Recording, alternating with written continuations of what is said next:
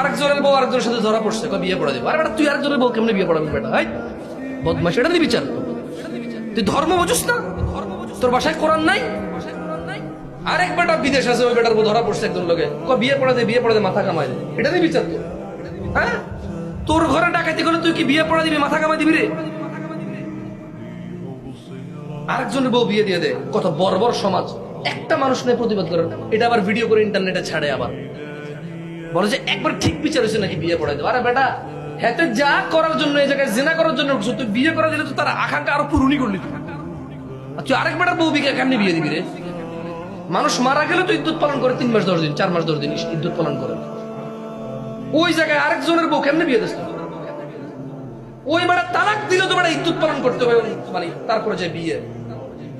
আজকে ধরা পড়ছে, আজকে বিয়ে পড়াই দিচ্ছে। তো নিকৃষ্ট হয় নাকি সমাজ? একটা দেশের মানুষ এত আবর্জনা কিভাবে, এত আবর্জনা কিভাবে?